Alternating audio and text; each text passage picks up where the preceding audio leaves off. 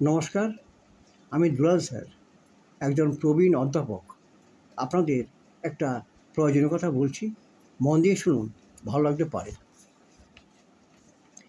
মনে রাখবেন, মাছ ধরার জাল ছেঁড়া হলে তবুও চলে, কিন্তু ওই জাল দিয়ে যা অল্প কিছু মাছ ধরা যাবে, ওই মাছ যে পাত্রে রাখা হবে সে পাত্র ফুটো বা ভাঙা হলে কোনো মতেই চলবে না।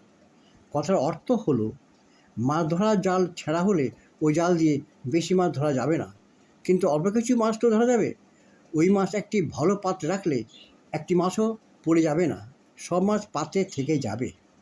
অপরদিকে ধরুন জালটা ছেঁড়া নয়, খুব ভালো জাল, তাহলে ওই ভালো জাল দিয়ে অনেক বেশি মাছ ধরা যাবে। কিন্তু ওই অনেক বেশি মাছ যদি একটা ভাঙা বা ফুটো পাত্রে রাখা হয়, সেই বহু মাছের একটিও পাত্রে পড়ে থাকবে না, কারণ পাত্রে ফুটো দিয়ে সব মাছ বাইরে পড়ে যাবে।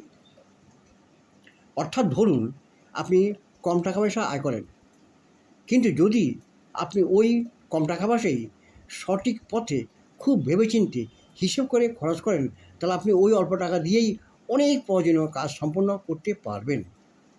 এবার ধরুন আপনি প্রচুর টাকা আয় করেন, কিন্তু ওই প্রচুর টাকা আপনি যদি ব্যয় হিসেবের মতো কোনো চিন্তাভাবনা না করে আজেবাজে পথে খরচ করেন, তাহলে দেখবেন আপনার হাতে ওই প্রচুর টাকার একটিও পড়ে থাকবে না।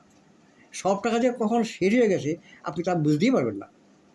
তাই আমরা সাধারণ মানুষ কখনো ব্যয় হিসেবে হব না, খুব ভেবেচিন্তে সঠিক পথে টাকা পয়সা খরচ করব, তাহলে কম টাকা আয় করলেও আমরা কোনো মতে সংসার চালাতে পারবো।